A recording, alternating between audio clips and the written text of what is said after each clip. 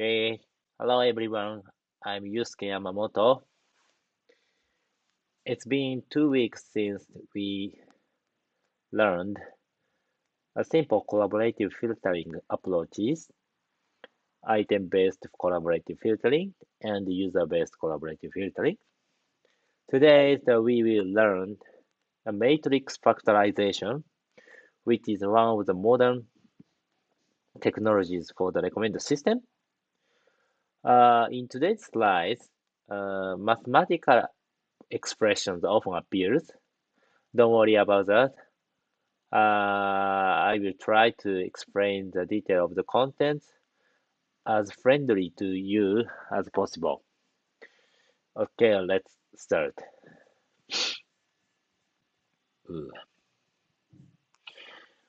Before talking about today's main content, let's review programming assignments for the last lecture.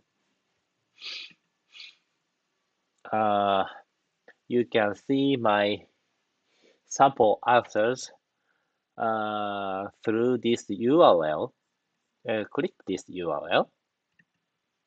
Then click this URL at this section, sample answer to assignment, on this web page, and then your browser opened the programming materials on the Google Collaborator website. I've uploaded my sample answers for this programming assignment about item-based collaborative filtering. If you are interested in them, check and enjoy them.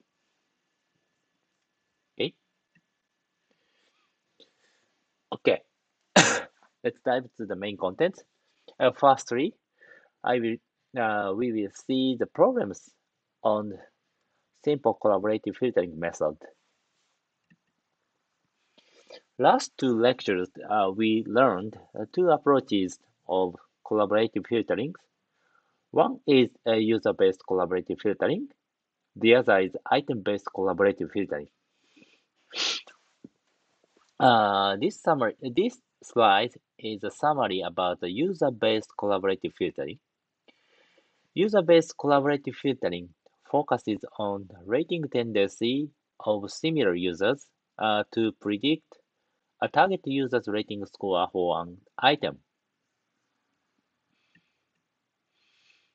On the other hand, item-based collaborative filtering focuses on the similar items, not similar users, in order to predict the unknown rating scores of a user.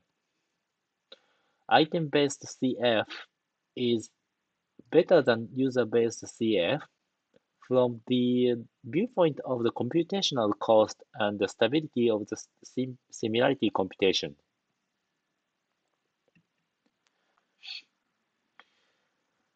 User-based CF and item-based CF are conceptually good. However, the both collaborative filtering approaches have several problems for the practical use. The first problem is the sparseness of data. Real data is quite sparse. This figure on the lower right corner shows uh, which of which of 100 movies 100 user rated. Orange color, orange pixel means that an user rated one movie.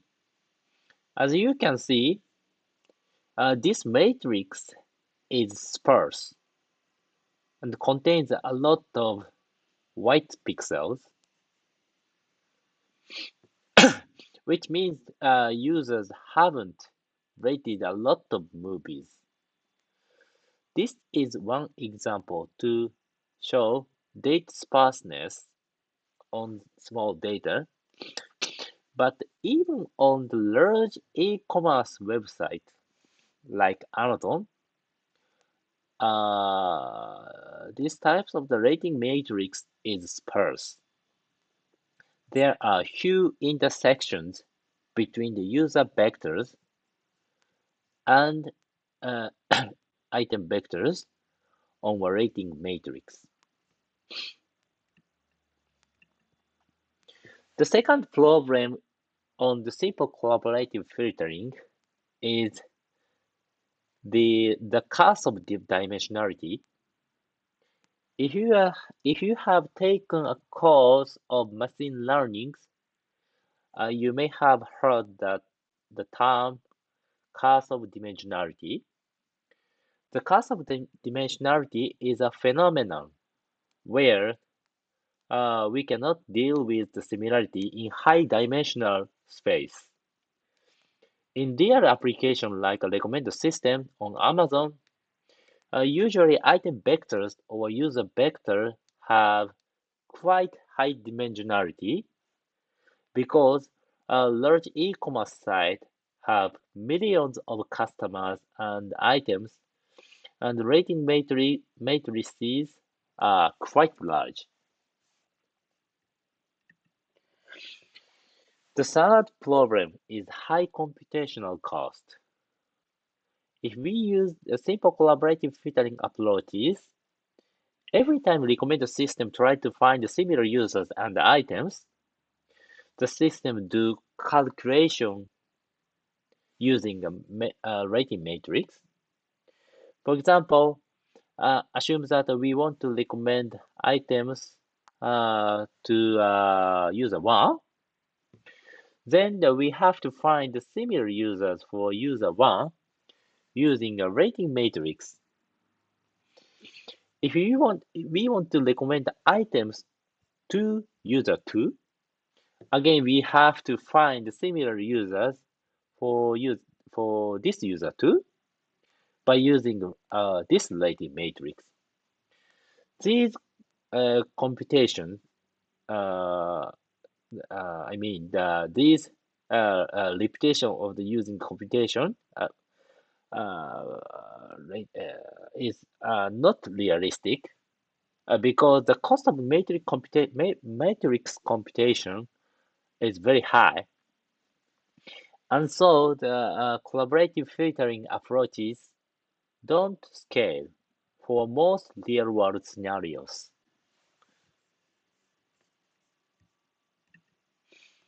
To overcome the disadvantages of the collaborative filterings, a recent trend for recommender system is to use the model-based approaches.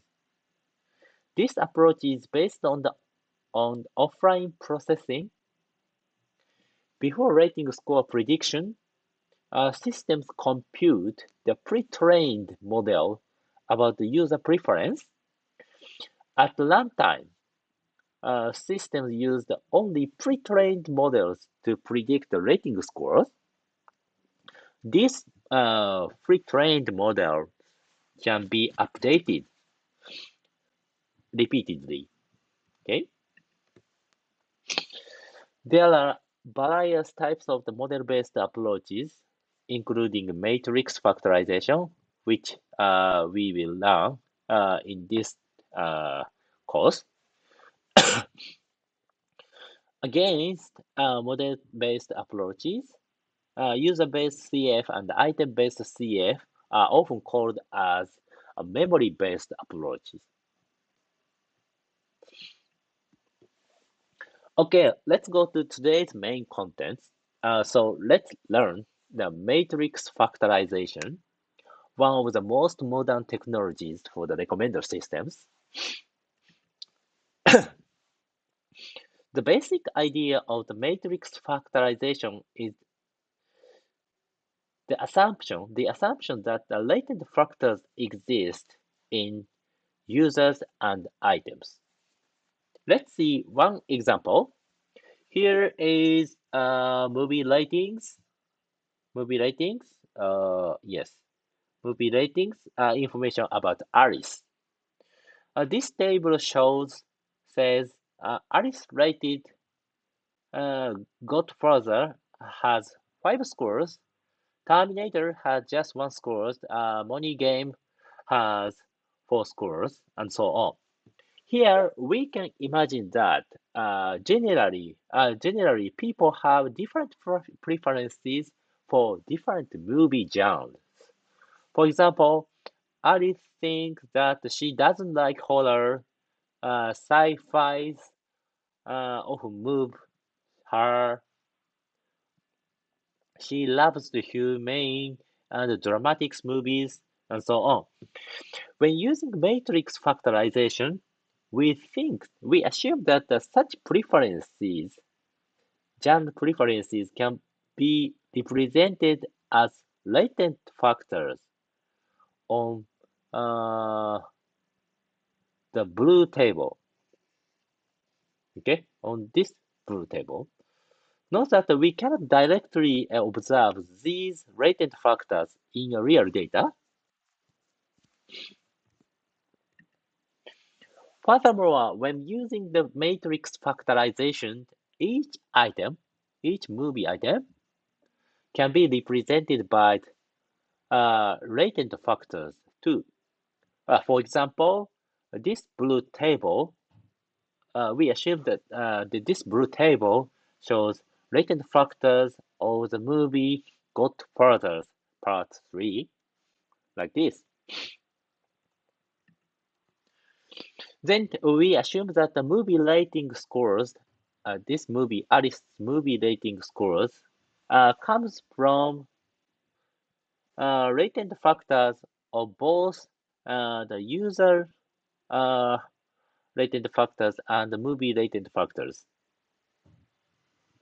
Let's think about Alice and the movie The Godfather Part 3.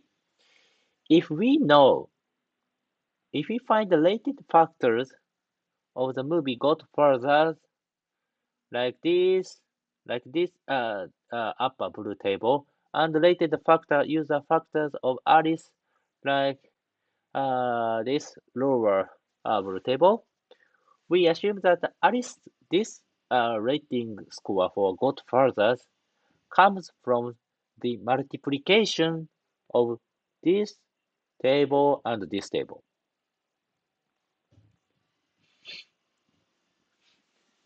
This is the summary of the matrix factorization.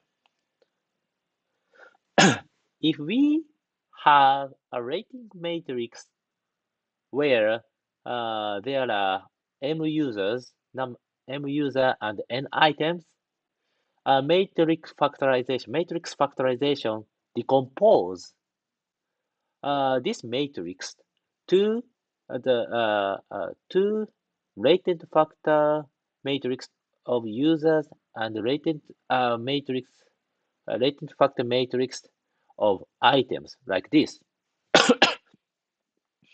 For this matrix, for this matrix decomposition, we assume that users and items can be represented by the smaller number of the latent factors than the number of users and items.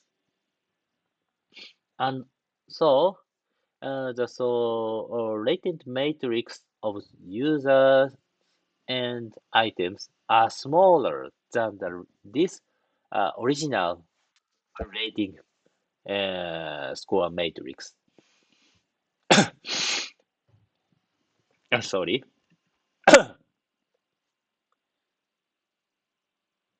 Okay. Mm.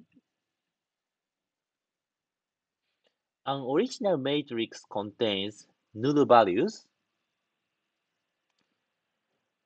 because some users don't rate several items. But if using matrix factorization, we can obtain a user rated matrix and an item rated matrix from this original rating matrix, like this slide. Then, if we obtain these latent user item matrix, we can predict unknown rating scores by multiplying these two latent matrix like this. The point is how to obtain these latent matrix. How can we decompose an original rating matrix to uh, these latent matrices? That is the point for the matrix factorization. One of the approaches uh, to use the SVD. SVD, singular value decomposition, is a famous linear algebra technique for matrix decomposition. Given the m by n matrix, matrix, SVD decomposes this matrix into three matrices: U, sigma, and V, like this. As you may know, the SVD is often used for the dimensionality reductions. SVD delivers essentially the same result as PCA, principal component analysis, does. This is an example of SVD. Here we have a matrix X on the upper left corner. If we apply SVD techniques to this matrix X, then we obtained these three matrices, U, sigma, and V. SVD has several important features. These are a little bit difficult to understand. You don't need to understand them completely here. Just listen to me. We can approximate or reduce a given matrix, original given matrix, by focusing on the largest singular values and the vectors of u and v, which correspond to the singular value. Okay, singular value. For example, let's focus on only the first and the second largest singular values. We ignored unimportant singular values except the first and the second singular values, like this. So then we obtain the matrices, reduced matrices U2 and V2, which correspond to the first and the second singular value, like this.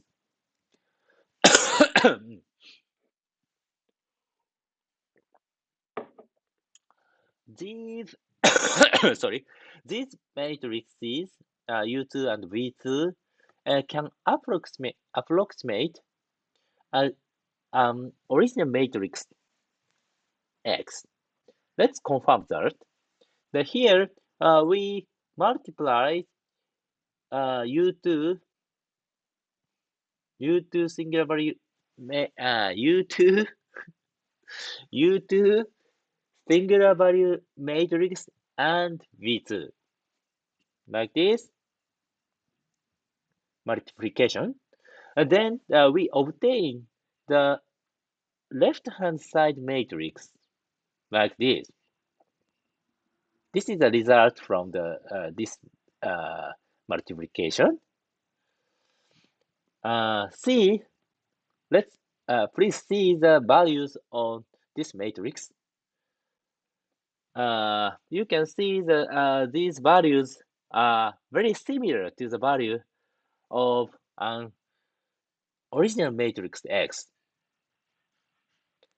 This result suggests that if we apply the SVD techniques to the matrix, we can approximate the original matrix with the small matrices.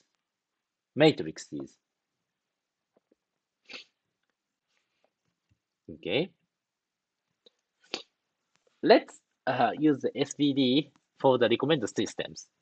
Again, here we have a rating score table containing the Alice ratings. Our goal is to predict the Alice rating score for item 5. This score is unknown now. At first, convert we convert this rating table to a matrix X. At this time, we regard unknown scores as a zero, as zero values on a matrix, like this. Okay. At the second step, we apply the SVD to matrix X in order to decompose this matrix.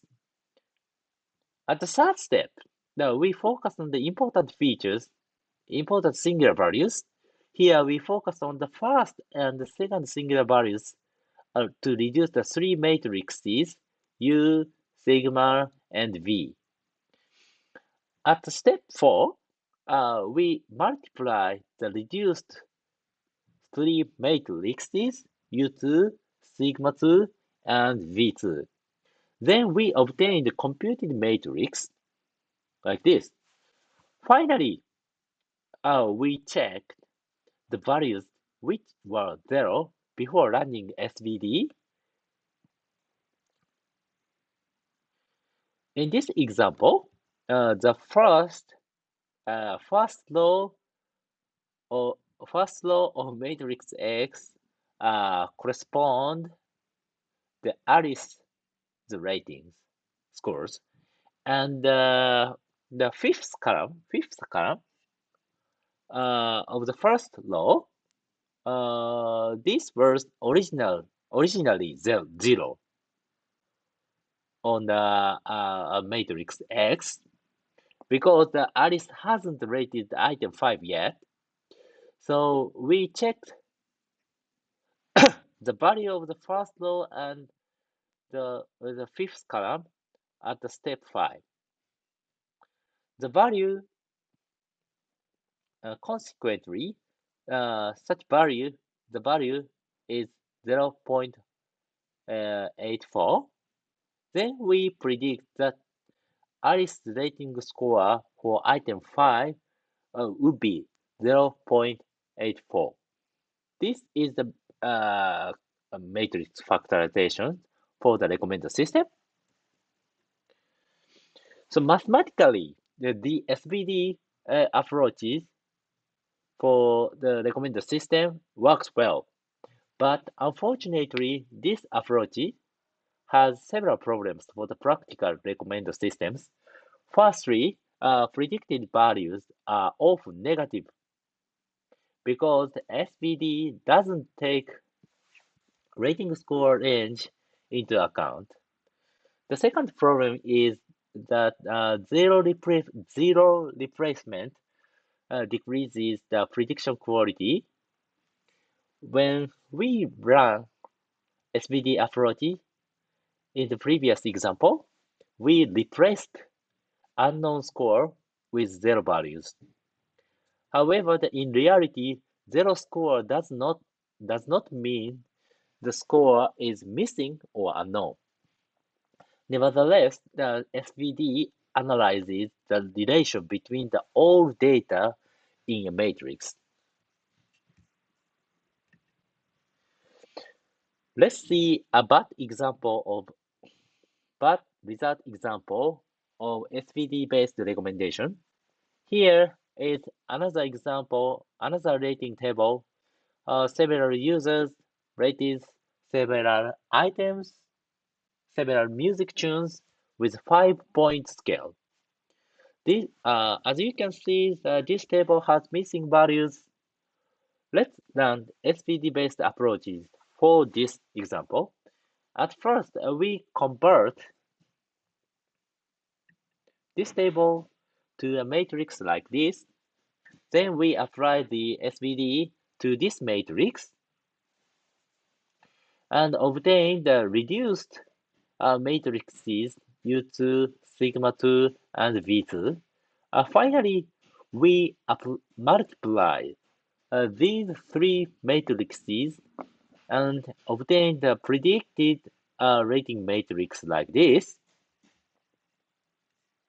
As you can see, this final predicted matrix has zero values and negative values. These results are mathematically correct, but as we know, the rating scores ranges from 1 to 5. 0 and negative values should not appear on this matrix practically.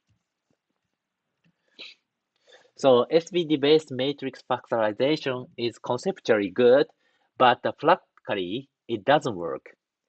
People are disappointed at this phenomenon. A lot of researchers have been trying to develop the new approaches, new methods to improve the recommender systems.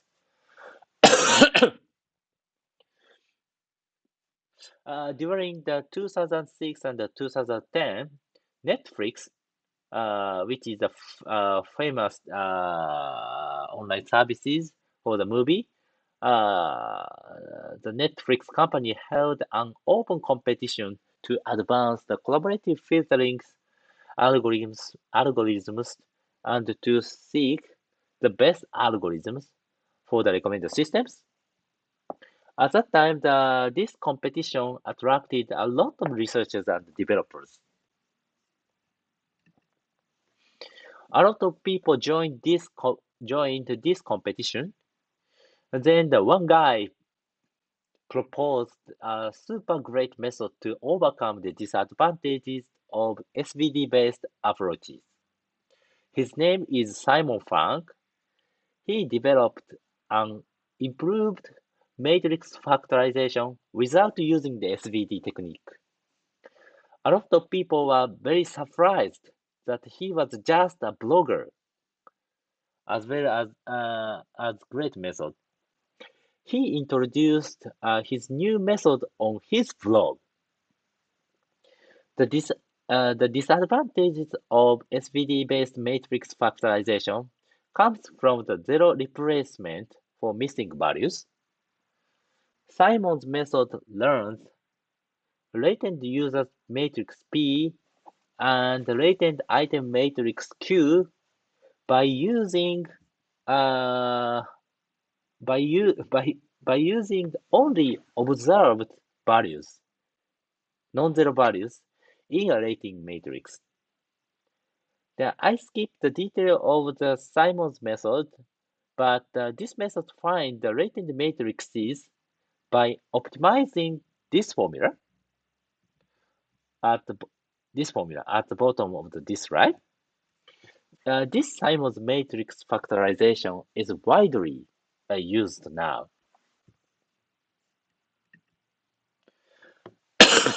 Okay. This slide, sorry, this slide shows the history of the recommender system algorithms. At the early era, around 2003, people used the simple collaborative filtering method. For example, Amazon used the item-based collaborative filtering. After such era, people got interested in the matrix factorization via Netflix fries. Then the researchers improved and generalized matrix factorization techniques to deal with various factors. Generalized matrix factorization is often called as matri- uh, factorization machine, and today is the AI era, as you know. Recently, researchers have been studying deep learning technologies for the recommender systems. For example, deep factorization machine, content to back, and so on. This is a brief history of the recommender system algorithms. So next, I will talk about the remaining the challenges for the recommender systems. Thanks to matrix factorization and deep learning technologies, we have succeeded in the improvement on the recommender systems, but we have still several challenges for the practical use of the recommender systems. One of the challenges is to solve the cold start problem. Collaborative filtering approaches is like matrix factorization needs data. And so such approaches do not work well for new items and new users. This problem is called as cold start problem. Another challenge is serendipity. If systems recommend only favorable items to users, then they cannot the user cannot expand their interest. One challenge is how to recommend unexpected and surprising item to users. How do systems explain why they recommend items to users? This is also important so that the recommender system can persuade the user to purchase the recommended items. Another challenge is about the reviewer's trust. How do systems remove the spam reviewers? How do the system find the high quality reviewers? This is about the reviewer's trust. Let's see the detail of these two issues. At first, a cold start problem. As I already said, collaborative filtering methods don't work for new items and new users. Here is an example. This table shows 5 users rating scores, including Kate. As you can see, Kate is a very complete new user. She has no experiences to rate items. Also, item 5 is completely new item. This item 5 has no rating score from anyone. New items and new users uh, have no information, and so the collaborative filtering methods cannot find the similar users and similar items for new users and for new items. That means the CF cannot predict uh, rating scores of new items and new users. This is the cold start problem. There are several possible solutions for the cold start problem. The one solution is the system asks the users to rate several items on the fly to understand their preference. Another solution is to use the content-based recommendation. If users see some items, or if users click or purchase some items, then the system tries to find the similar items based on the content features, textual feature, image features, and so on. Reviewer trust is also a big issue for the recommender system because the collaborative filtering approaches depends on the rating score data. This figure shows the statistics of average rating scores on Amazon.com. As you can see on this figure, people often give good scores to items. People rarely give negative scores to items.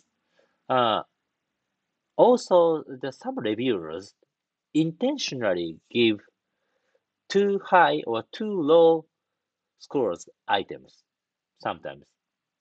They are so-called spammers.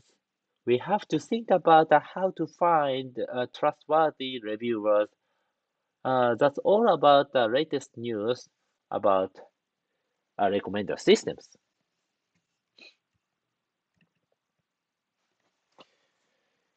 Okay, uh, in order to learn the matrix factorization practically, I have prepared programming work materials.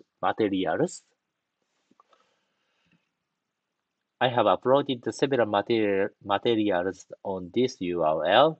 Please visit this URL. Then please click this link to learn the matrix factorization via programming work. Then your browser open the programming materials on the Google Collaboratory website. The last programming work, all programming codes are ready to run. All you have to do is to run the ready codes to see how matrix factorization works. At the bottom of the material, oh no.